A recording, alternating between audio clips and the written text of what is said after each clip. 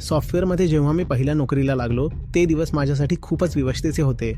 मला जे हवं होतं ते मिळवणं माझ्या हातात नव्हतं आणि जे मिळालं होतं ते नको होतं. ऑफिसला किती वाजता यायचं हे दुसरे ठरवायचे. मी रात्रीचा खिलाडी आणि ते म्हणायचे सकाळी 9 वाजता ये. बरं, मी पोहोचायचो कसा बसा. कॉफी पिऊन स्वतःला जागा ठेवायचो. माझी कामाची पद्धत अशी की जे लवकरात लवकर पूर्ण करता येईल ते पटकन करून टाकायचो. मग उरलेला वेळ माझा स्वतःचा. काम झालं म्हणजे झालं, पण त्यांना वाटायचं की तुम्ही दिवसभर काम करत आहात असं दिसलं पाहिजे, तर मजबूर आहे असं वाटायचं. मग मी ऑफिसमध्ये त्यांच्या सिस्टमवर बसून शायरी लिहायचो. जितकी कोडिंग आज करायला सांगितली होती ती तर केली, आता मला लायब्ररीमध्ये जाऊन बसायचंय. पण माझा बॉस अस्वस्थ व्हायचा. हा नवीन फ्रेशर सीटवर का नाही?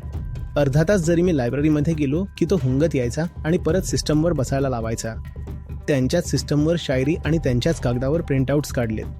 त्यात लिहिलंय, 1000 दायरों में बांध लो तुम जिंदगी मेरी, मैं बस एक दायरा अपना चाहता हूँ. आणि त्यासाठी मरायलाही तयार आहे, तिथे घुसू देणार नाही. हेच मी तुमच्याकडून अपेक्षितो. गाडी चालवा भरधाव, जे तुटणार आहे ते तुटू द्या. ते टिकणार नव्हतंच. विश्वास ठेवा, काहीतरी असं आहे जे कधीही तुटणार नाही.